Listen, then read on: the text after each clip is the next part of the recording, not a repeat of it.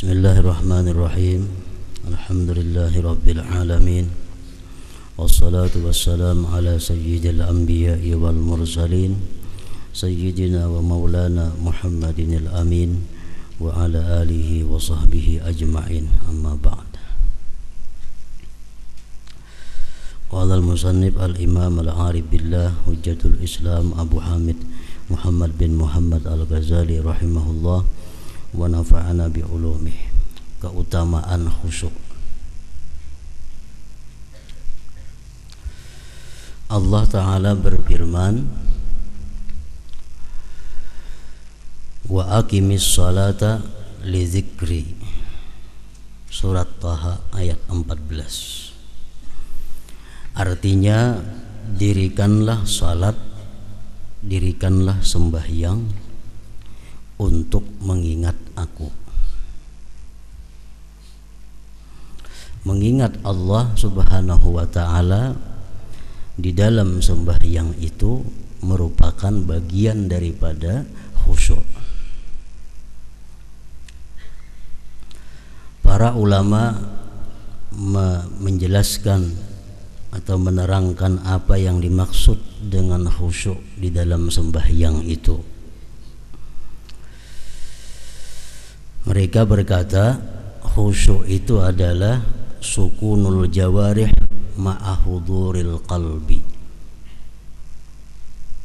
Sukunul jawarih ma'ahuduril qalbi artinya tentram, tenang anggota-anggota tubuh beserta hadirnya hati. Nah, itu disebut khusyuk. Maksud daripada sukunul jawarih, tentramnya anggota itu artinya anggota tubuh kita tidak bergerak kecuali pada hal-hal yang diperintahkan. Kepala, tangan, mata, batis, seluruh tubuh kada bergerak kecuali gerakan itu diperintah. Nah, itu ngarannya adalah sukunul jawarih.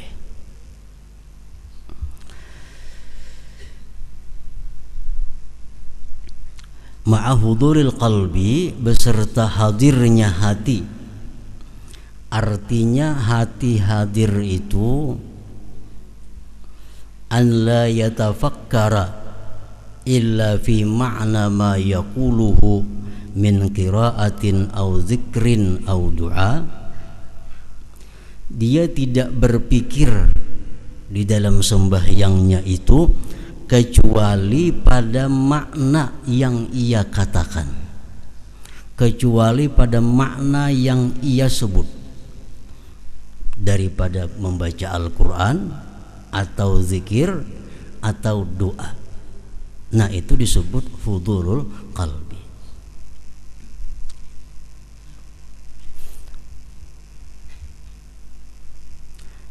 Contohnya, kita membaca wajjahtu wajhiya lillazi fataras samawati wal ard. Nah, sewaktu kita membaca wajjahtu wajhiya, itu hati kita memikirkan apa yang kita baca. Wajjahtu wajhiya lillazi, aku hadapkan wajahku, lillazi fataras samawati wal ard, bagi Tuhan yang menciptakan langit dan bumi. Nah, jadi hati kita mesti memikirkan apa yang dibaca oleh mulut kita. Itu ngarannya adalah hudurul qalbi. Kalau kita membaca misalnya alhamdulillahi rabbil alamin, hati kita ingat kepada kubur. Nah, itu bukan disebut hadir qalbi, karena kubur itu kada ada sangkut pautnya dengan alhamdulillah, walaupun kubur ini bagian daripada akhirat. Kita mengata alhamdulillah, hati kita ingat waktu kita berjalan di siratal mustaqim. Itu ngarannya kada hadir hati, karena siratal mustaqim itu lain dengan alhamdulillah. Jadi kalau kita mengata alhamdulillah, dalam hati kita tidak ada lain selain memikirkan bahwa segala puji itu bagi Allah.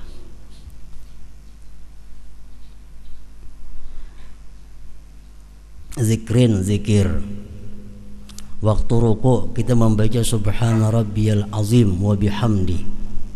Itu yang kita pikirkan dalam hati kita adalah maha suci Tuhanku yang maha agung dan segala puji untuknya. Jadi waktu ruku kada ada lain di hati selain daripada memikirkan subhana rabbiyal azim wa bihamdi. Subhana rabbiyal azim wa bihamdi. Nah, itu disebut ngarannya adalah hudurul qalbi, hudur hadir hati. Nah, syaitan bisa di situ masuk kepada kita dibawanya memikirkan hal-hal yang bersifat akhirat, sehingga kita menganggap bahwa itu adalah khusyuk, padahal salah. Kita membaca qul a'udzu birabbin nas, malikin nas, ilahin nas. Syaitan mengkritikkan di hati kita supaya kita ingat waktu kita ditanya munkar nakir kayak apa, waktu kita kena di padang mahsyar jam apa. Nah, itu adalah sesuatu pikiran yang salah, karena mulut kita pada waktu itu membaca qul a'udzu birabbin nas. Hati kita mesti memikirkan qul a'udzu birabbin nas itu. Nah, itu ngarannya hudurul qalbi. Doa dalam duduk antara dua sujud kita berdoa rabbighfirli warhamni. Nah, hati kita mesti di situ ada satu permohonan kepada Allah, ampunilah ya Allah aku, warhamni kasihilah aku. Nah, itu hudurul qalbi, hadir hati ngarannya. Nah, jadi hadir hati itu maksudnya adalah bahwa dia tidak berpikir kecuali pada makna yang ia ucapkan, baik itu qiraatul Quran atau zikir atau doa. Karena sembahyang itu pada sungguh daripada tiga itu, zikir, qiraatul Quran, dan doa. Waktu kita mengatakan assalamu alayka ayyuhan nabiyyu wa rahmatullahi wa barakatuh, anggaplah di situ kita berada di depan makamnya Rasulullah. Nang mana suah ke makam Rasulullah, kau membayangkan kayak apa di makam Rasulullah. Nang kada pernah melihat gambarnya biasa di situ makam Rasulullah. Jadi sewaktu kita mengata assalamu alayka ayyuhan nabiyyu wa rahmatullahi wa barakatuh, itu Rasulullah hadir di hadapan kita. Kalau kita kalau menghadirkan sidin, kita yang hadir di makam sidin. Assalamu alayka ayyuhan nabiyyu wa rahmatullah. Nah, itu ngarannya hadir hati.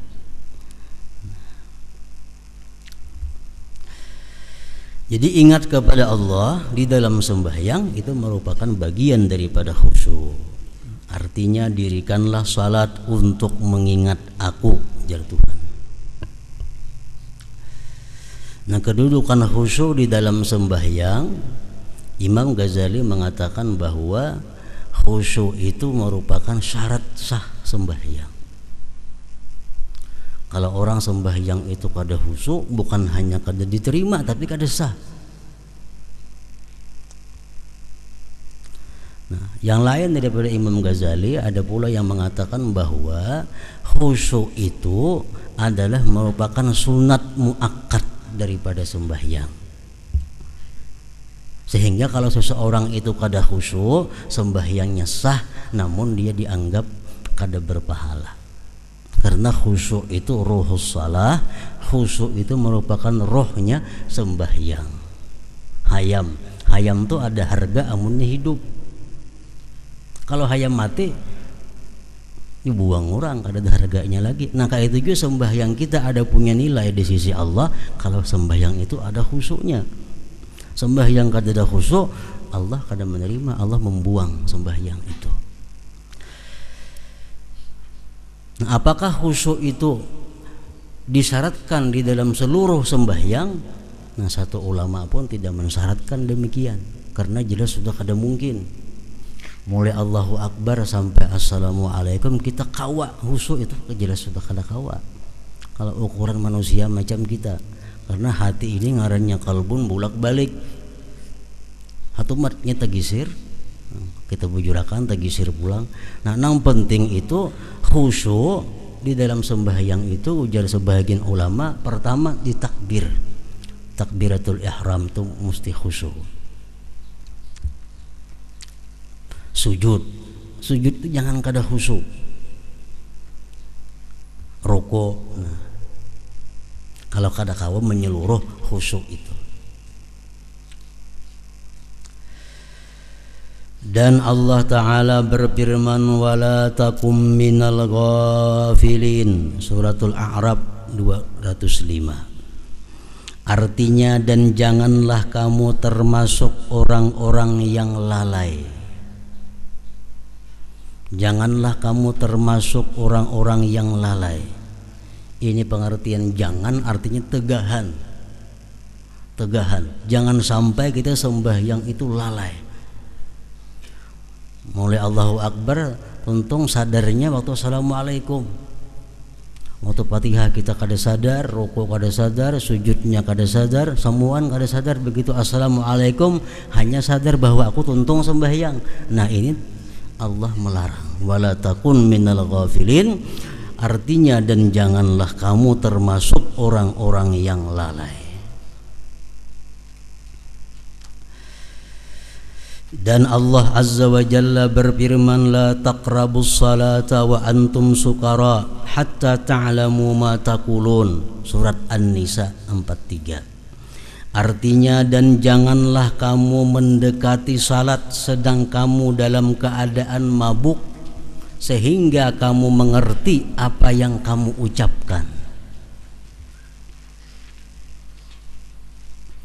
Ini ayat sebenarnya diturunkan kepada orang-orang yang minum arak. Awal-awal Islam minum arak itu dibolehkan, tapi pada akhirnya minum arak dilarang keras. Nah, pada awal-awal mereka itu masuk Islam, arak masih dibolehkan, sehingga mereka habis minum arak dalam keadaan mabuk dibawa sembahyang. Kadang-kadang sembahyangnya mengaur, mesti memuji Allah, memuji berhala karena mabuk. Lalu Allah menurunkan ayat, dan janganlah kamu mendekati salat sedang kamu dalam keadaan mabuk sehingga kamu mengerti apa yang kamu ucapkan. Sadar. Kalau sudah sadar, nah hanya sembahyang. Ada yang mengatakan mabuk karena banyaknya susah, dan ada yang mengatakan karena cinta dunia. Wahab bin Munabbih berkata, yang dimaksudkan dengannya mabuk itu adalah zahirnya, maka di dalamnya terdapat peringatan atas mabuk dunia, karena Allah menjelaskan sebabnya di mana Dia berfirman, hatta ta'lamu ma taqulun, artinya sehingga kamu mengetahui apa yang kamu katakan. Banyak orang yang kada mabuk arak, tapi inya sembahyang kada tahu apa yang ia katakan karena hatinya entah kemana. Nah, jadi artinya dimaksud mabuk itu bukan hanya mabuk arak, mabuk apapun yang menyebabkan kita lupa terhadap apa yang kita baca, kada sadar dengan apa yang kita kerjakan, dihukumkan mabuk juga. Dia berfirman, hatta ta'lamu ma taqulun, artinya sehingga kamu mengetahui apa yang kamu katakan. Berapa banyak orang yang mengerjakan salat dan tidak minum khamar, padahal ia tidak mengetahui apa yang ia ucapkan di dalam salatnya itu.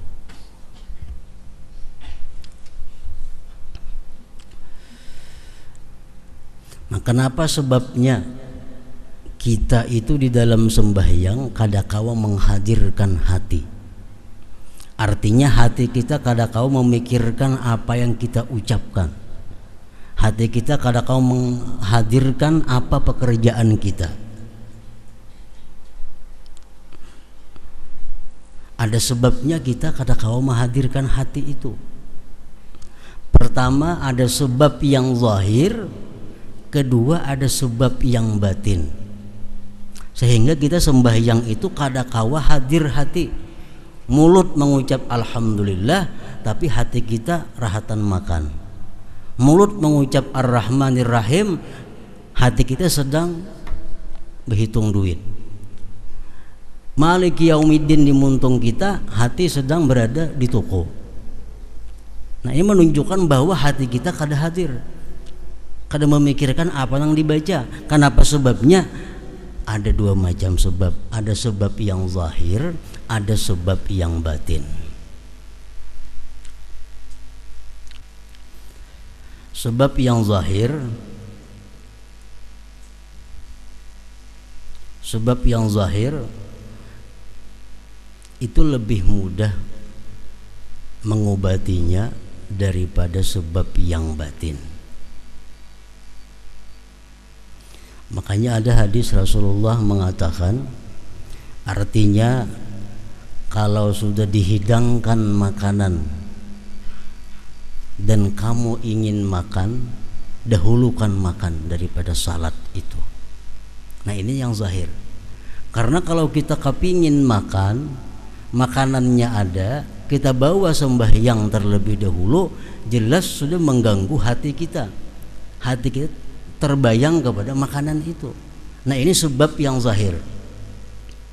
Nah, kalau demikian halnya, dahulukan makan.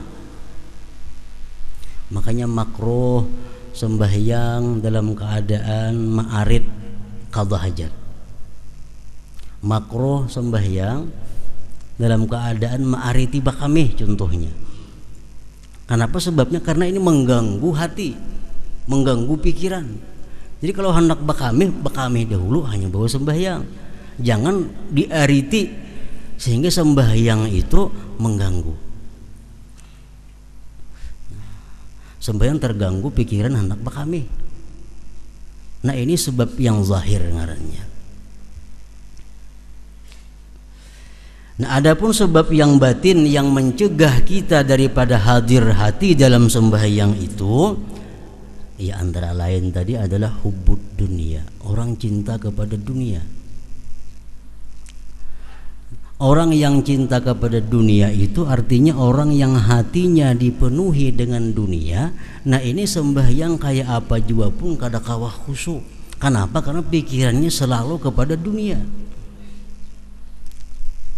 Nah, ini yang batin, ini yang sulit mengobatinya.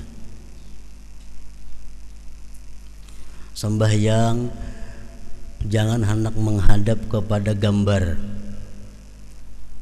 Kenapa? Karena bila kita cangang ke gambar itu, otomatis hati kita mengiringi mata. Kada sadar lagi apa yang kita baca. Nah, ini mudah aja mengobatinya, dipacul gambarnya. Ini sebab yang zahir. Yang sulit membuang itu adalah sebab yang batin, di mana hati seseorang itu cinta kepada dunia. Sembahyangnya, mulutnya mengucap asma Allah, mulutnya berzikir, mulutnya berdoa, tapi hatinya kada demikian. Nah, kada hudul qalbi ngarannya, kada hadir hatinya. Berapa banyak orang yang mengerjakan salat padahal tidak minum khamar, tetapi ia tidak mengetahui apa yang ia ucapkan di dalam salatnya. Bahkan ada yang kada sadar bahwa dia sedang ruku, ada yang kada sadar bahwa dia sedang sujud, ada yang kada sadar bahwa dia sedang membaca Fatihah. Nah, kemana hatinya? Nah, ini disebut ngarannya kada khusyuk. Jadi orang khusyuk, orang yang selalu tahu keadaannya. Inya ruku, oh, aku sedang ruku. Sujud, tahu sadar aku sedang sujud, aku sedang di rakaat pertama, aku di rakaat yang kedua. Jadi kadang mau orang khusyuk itu berlebihan sampai yang tak kali 5 rakaat zuhur. Kenapa? Karena selalu tahu aku rakaat pertama, aku rakaat yang kedua, aku rakaat yang ketiga.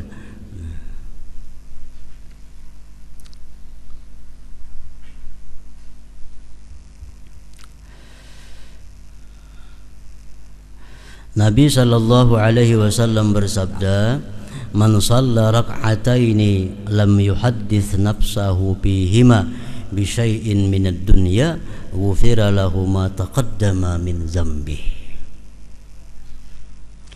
Barang siapa yang salat 2 rakaat di mana ia tidak berbicara di dalam dirinya dengan sesuatu dari dunia, maka ia diampuni dosanya yang telah terdahulu.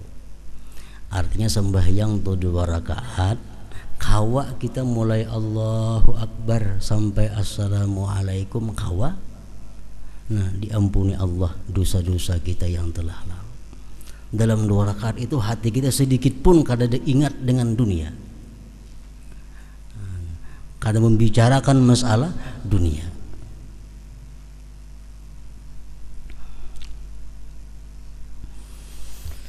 Imam Ghazali mengatakan sembahyang di awal waktu tapi kada khusyuk,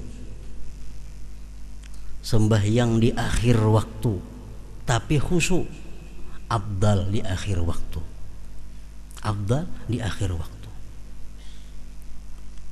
Karena khusyuk ini adalah fadilat sembahyang yang berkaitan dengan zatnya sembahyang, sedangkan awal akhir itu berkaitan dengan waktu di luar daripada zatnya sembahyang. Mun aku sembahyang waktu ini aku masih kada karuan, masih harus nak membayari ini, anak itu, anak ini. Tapi kalau aku sembahyang di akhir waktu, urusanku sudah selesai, sembahyangku bisa tenang. Nah, lebih baik di akhir waktu, lebih baik di akhir waktu. Ini kalau sudah terbukti. Bila urusan ini aku biris, sembahyangku biris, khusyuk. Di akhir waktu kada jadi masalah asal khusyuk. Tapi kalau ragu-ragu, aku di akhir waktu belum tentu juga khusyuk. Baik di awal waktu malahan dapat awal waktunya. Mun aku sembahyang di awal waktu kada khusyuk, di akhir waktu belum tentu juga khusyuk. Baik di awal waktu malahan dapat ridha Allah Subhanahu wa taala. Nah, kalau kita sudah sangkaan kita kuat bahwa kalau di akhir waktu kita bisa khusyuk, lebih baik akhir waktu.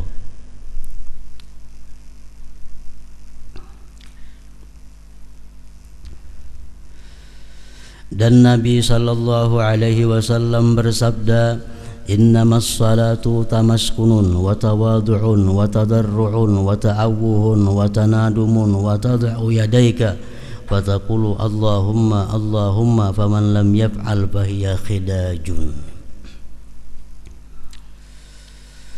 Artinya salat itu hanyalah ketenangan. Salat itu ketenangan. Salat itu kada kawa terburu-buru, tegasa-gasa kada kawa sembahyang. Sembahyang itu adalah ketenangan. Yang kedua, sembahyang itu merendahkan diri. Setiap kali kita mengucap Allahu Akbar, Allahu Akbar, Allah Maha Besar, Allah Maha Besar. Nah, itu mengembalikan kepada diri kita bahwa kita adalah orang yang rendah, kita adalah orang yang hina, kita orang yang kecil. Nah, sembahyang itu ada tawadhu'nya. Mendekatkan diri kepada Allah, meratap, menyesal, dan kamu letakkan kedua tanganmu lalu kamu ucapkan ya Allah, ya Allah. Barang siapa yang tidak melakukan hal itu, maka salat itu kurang. Sembahyangnya kada tenang, sembahyangnya itu kada ada tawadhu'nya, sembahyang itu kada ada rasa mendekatkan diri kepada Allah, sembahyang itu kada ada ratapannya, sembahyang itu kada ada penyesalannya. Nah, sembahyang itu dianggap khidaj, kurang.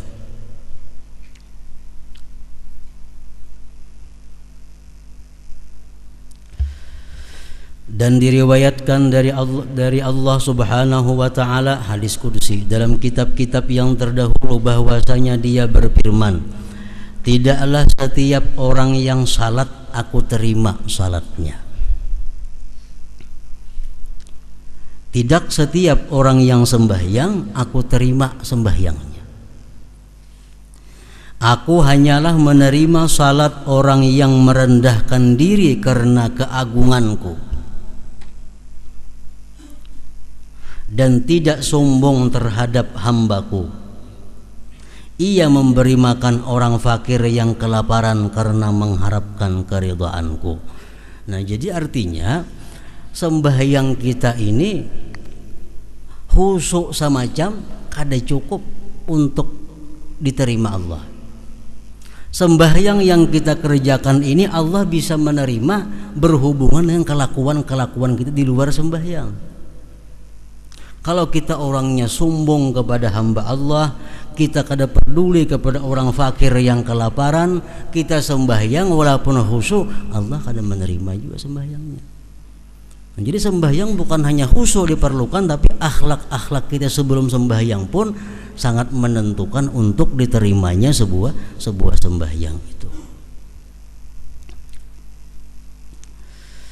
Dan Nabi sallallahu alaihi wasallam bersabda, "Innama furidatis salatu wa umira bil haji wat tawab wa ush'iratil manasiku li iqamati zikrillahi ta'ala." Artinya dipardukan salat, diperintahkan haji dan tawab, dan disyiarkan ibadah-ibadah itu hanyalah untuk menegakkan ingat kepada Allah Ta'ala. Jadi semua ibadah itu intinya adalah ingat kepada Allah.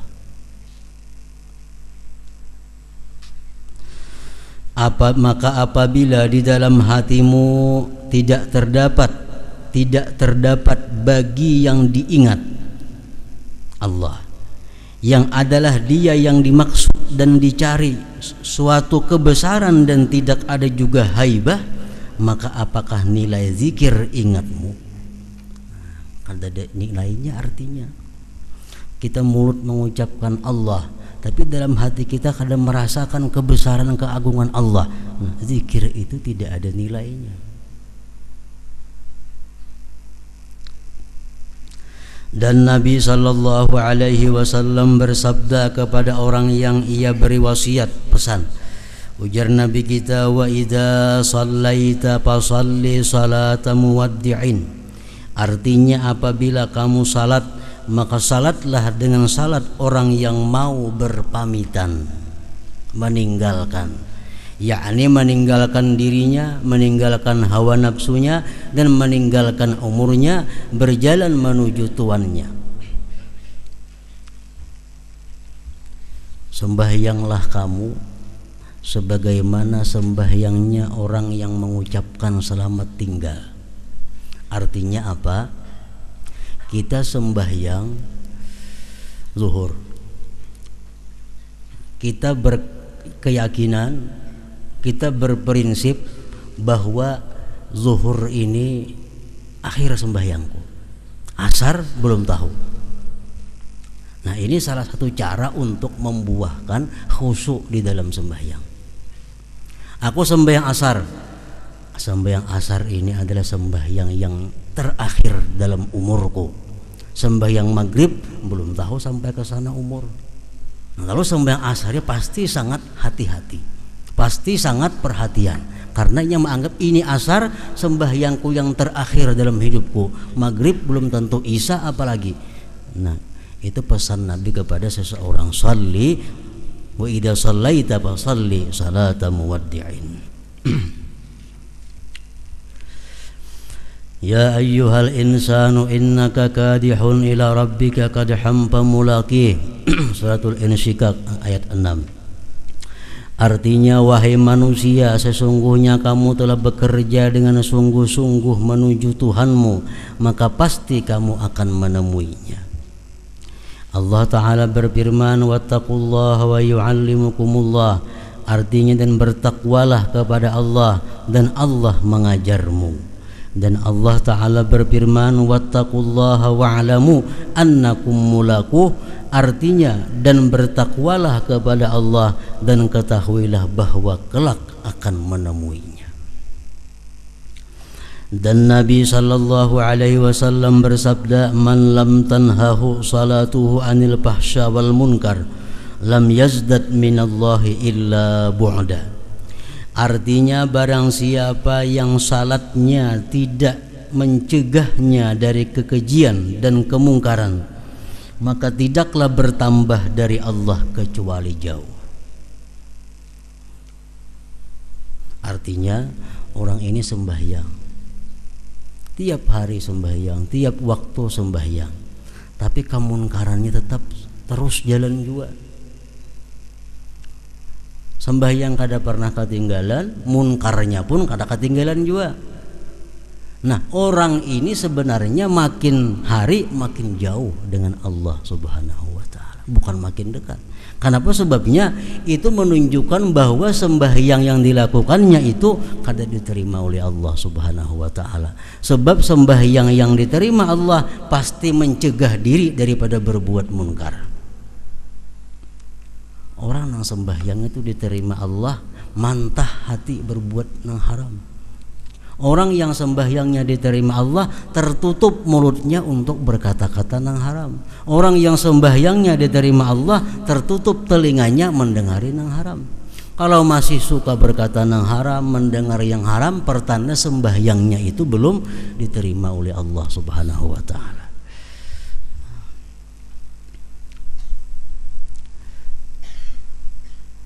Salat itu adalah munajat. Maka bagaimana salat itu dengan lalai? Nah, jadi khusyuk sembahyang ini walaupun menurut sebahagian ulama merupakan hanya sunat muakkad, artinya kalau orang kada khusyuk sembahyangnya sah saja, cuma sembahyang itu kada bernilai pahala di sisi Allah Subhanahu wa taala dan kada meninggikan derajat kita di sisi Allah Subhanahu wa taala. Hanya sekedar melepaskan, menggugurkan kewajiban kita. Sembahyang panjang tapi kada khusyuk, lebih baik sembahyang pendek tapi khusyuk. Makanya ujar Nabi kita kepada sahabat beliau Sayyidina Muaz, waktu Muaz ini menjadi imam, ayatnya panjang-panjang. Nah, sehingga orang di belakang marah kepada Sayyidina Muaz itu. Akhirnya mereka melapor kepada Rasulullah. Nah, Rasulullah memanggil Sayyidina Muaz, "Ikam kalau sembahyang jadi imam, bal yukhaffif inting-inting, jangan panjang. Karena di belakang itu ada orang yang punya hajat, di belakang ada orang yang kada tahan berdiri lawas, di belakang ada orang yang anaknya sedang guring di rumah, barangkali bangun. Di belakang ada orang yang sedang bermasak, macam-macam. Jadi makmum di belakang ini hatinya terganggu. Imam ini panjang baca-bacaan ayatnya, surahnya. Nah, itu mengurangi akan kekhusyuan sembahyang yang di belakang. Jadi sembahyang itu apalagi berjamaah, apalagi makin banyak jamaahnya, makin pindik sembahyangnya, supaya bisa menambah kekhusyuan. Kadang mengganggu pikiran orang yang di belakang. Apalagi di belakang harinya panas, misalnya imam saling panjangan membacaan, jelas ada khusus menahan panas itu. Atau harinya di belakang hari hujan, imam membacanya panjang. Nah, ini mengganggu sembahyang di belakang. Pokoknya makin banyak jamaahnya, makin pendek bacaannya. Imam Jumat kah, tentang lagu-lagu ha. Di belakang tuh kada semuaan katuju mendengar lagu. Nang mana batis manggatar kada tahu lagu baik laginya. Nah, nahan batis sudah. Jadi bila imam Jumat makin banyak jamaahnya, makin pendek. Lihat kayak di Makkah sembahyang Jumat, qul ya qul wallah, ya kadang-kadang ayatnya jamaahnya banyak. Nah, orang macam-macam manusia. Nah, kalau sembahyang saurangan sama laman kada apa-apa itu aja bagi Qur'anan baca. Ada jadi masalah. Nah, jadi kita bukan hanya disuruh berusaha supaya kita khusyuk, dan kita berusaha orang lain pun juga supaya khusyuk makmum itu. Bakar bin Abdullah berkata, "Hai anak Adam, apabila kamu mau masuk kepada tuanmu tanpa izin dan kamu berbicara tanpa penterjemah, maka kamu dapat masuk." Lalu ditanyakan, "Bagaimanakah hal itu?" Ia menjawab, "Kamu sempurnakan wudukmu dan kamu masuk ke mihrabmu, maka ketika itu kamu telah masuk kepada tuanmu tanpa izin dan kamu berbicara kepadanya tanpa penterjemah." Artinya sembahyang itu adalah menemui Allah. Kita sembahyang itu kita menemui Allah. Nah, kita bermunajat kepada Allah, berdialog kepada Allah, minta sesuatu kepada Allah dalam sembahyang itu. Dari Aisyah radhiyallahu anha berkata, adalah Rasulullah sallallahu alaihi wasallam berbicara kepada kami dan kami berbicara kepadanya. Apabila datang salat maka seolah-olah beliau tidak mengenal kami dan kami tidak mengenalnya, karena sibuk dengan keagungan Allah Azza wa Jalla. Artinya Nabi itu dikisahkan kalau Sidin hendak sembahyang, seolah-olah Sidin itu kada patuh lagi lawan kami, seolah-olah kami kada patuh lagi lawan Sidin. Kenapa? Karena Nabi kita waktu hendak sembahyang itu Sidin terbayang keagungan Allah, sehingga yang lain ini kada tahiraukan lagi, kada tahirani lagi.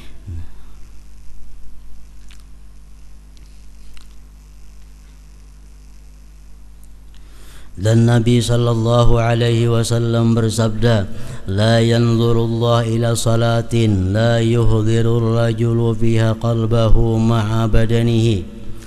Artinya Allah tidak memandang kepada salat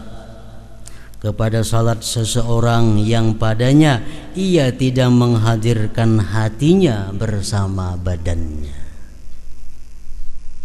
Kita sembahyang, awak kita di masjid, tapi hati kita kadang-kadang di kebun. Awak kita sembahyang di masjid, hati di rumah tertinggal. Kadang-kadang kita sembahyang di masjid, hati kita di sepeda motor, perhatian di sepeda motor bebalapan. Nah, sembahyang di masjid, hati di warung. Nah, Allah kada memandang kepada sembahyang itu. Allah kada menoleh, kada menilai. Allah tidak memandang kepada salat seseorang yang padanya ia tidak menghadirkan hatinya bersama badannya itu. Jadi seapa kita kawa menghadirkan hati di dalam sembahyang, nasa itulah sembahyang kita yang diterima oleh Allah Subhanahu wa taala. Hadis mengatakan laisa lil abdi min salatihi illa ma aqala minha. Tidak ada bagi seorang hamba dari sembahyangnya itu melainkan yang ia sadar daripada sembahyangnya itu. Jadi sembahyang kita ini di sisi Allah kadang-kadang sempurna. Kadang-kadang hanya rukuknya dinilai Allah karena waktu rukuk kita ingat. Kadang-kadang hanya sujudnya di sisi Allah karena waktu sujud kita ingat kepada Allah. Yang lainnya kada dinilai. Pokoknya Allah hanya menilai sembahyang itu yang kita ingat kepadanya.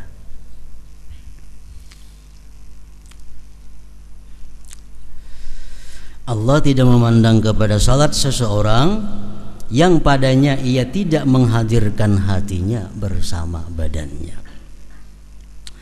Ibrahim al-Khalil alaihi salam apabila berdiri untuk salat maka terdengar detak jantungnya pada 2 mil karena takut keagungan Allah. Sa'id at-Tanuhi apabila salat maka tidak terputuslah air mata dari kedua pipinya atas janggutnya. Dan Rasulullah sallallahu alaihi wasallam melihat seseorang bermain-main dengan janggutnya di dalam salat, lalu beliau berkata, "Lau khasha'a qalbu hadza la khasha'at jawarihuhu." Artinya seandainya hati orang yang ini khusyuk, niscaya anggota-anggota badannya itu khusyuk juga.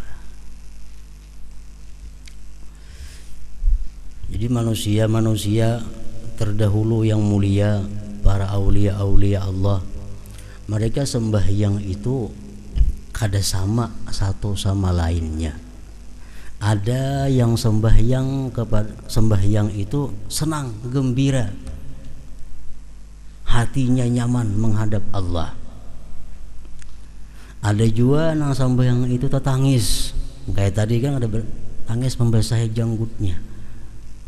Nah ini kenapa berbeda? Sembahyangnya sama, Tuhannya yang disembah sama. Nah berbeda demikian karena berbeda makam kedudukannya. Yang pertama, kedudukan yang disebut u'budillah ka'annaka tarah. Beribadahlah engkau kepada Allah seolah-olah engkau itu melihat Allah. Nah, orang melihat Allah orang yang paling lezat. Orang yang melihat Allah orang yang paling merasakan kenikmatan yang luar biasa. Dalam surga orang nang rahatan makan, orang nang rahatan bersenda gurau lawan bininya, orang rahatan bermain-main. Tapi kalau ada pengumuman bahwa Allah bertajalli, semua meninggalkan menuju kepada zat Allah, memandang kepada zat Allah. Karena memandang zat Allah merupakan puncak segala kelezatan dan kenikmatan. Nah, jadi sembahyanglah kamu seolah-olah kamu melihat Allah. Nyaman artinya. Nah, ini sembahyangnya hatinya gembira, sembahyangnya bersemangat, sembahyangnya nyaman karena dia seolah-olah melihat Allah. Nah, ini kedudukan yang tinggi. Kedudukan yang tinggi. Yang kedua, fa illam takun tarah fa huwa yarak. Jikalau engkau kada bisa seolah-olah melihat Allah, itu kada bisa kita macam itu. Ambil yang kedua. Allah melihat engkau. Allah melihat engkau. Nah, kalau kita sembahyang ini merasa bahwa kita dilihat oleh Allah, bisa gugup sembahyangnya, nah, bisa menggetar, ada yang menangis. Nah, itu yang kedua ini, karena mereka kada mampu merasakan bahwa melihat Allah itu, kada kau membayangkan, mereka ambil jalan yang kedua, Allah melihat. Jadi mulai takbir sampai salam, inya merasakan kada terlepas dari sedikit pun daripada pengawasan Allah. Mulai Allahu Akbar, nah ini sudah merasa bahwa Allah melihat dirinya, ini merasa Allah memandang, sedikit pun kada terlepas dari pandangan Allah. Otomatis sembahyang itu ada beban. Nah, kita menulis dilihat oleh guru, nah kita ada beban, hati-hati jadinya, takutan tersalah. Nah, itu orang nang sembahyang khusyuk ada dua. Pertama, seolah-olah dia melihat Allah, lalu sembahyangnya nyaman, sembahyangnya nikmat. Atau kalau kada kawa itu merasa dilihat Allah, diperhatikan Allah. Nah, hati-hati sembahyangnya, bacaannya hati-hati, rukuknya hati-hati, sujudnya hati-hati. Hatinya pun takut kalau berpaling daripada Allah, karena dia tahu Allah mengetahui hatinya.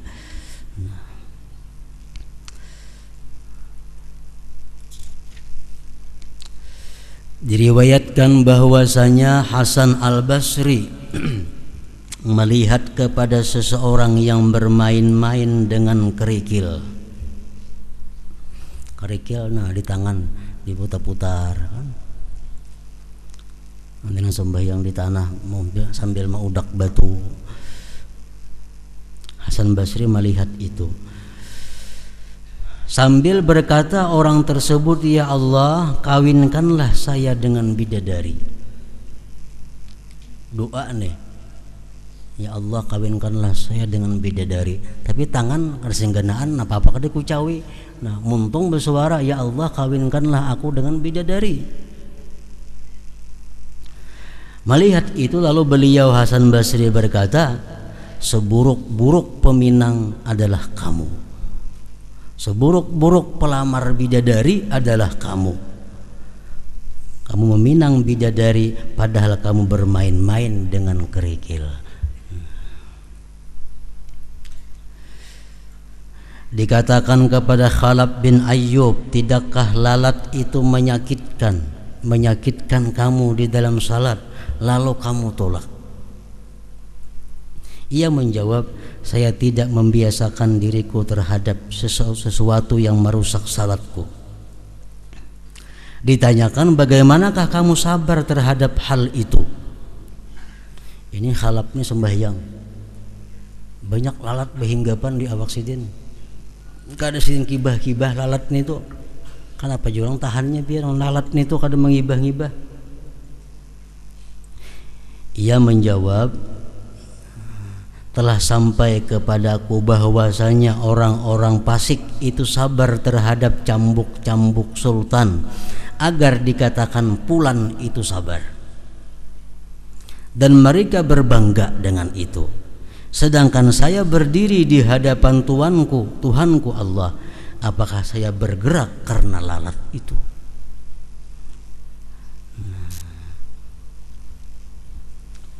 Nyamuk ada di mana kah Anda? Kada wani menapak nyamuk rahatan sembahyang tu mangibah. Kenapa sebabnya? Karena merasa bahwa sembahyangnya ini diperhatikan oleh Allah.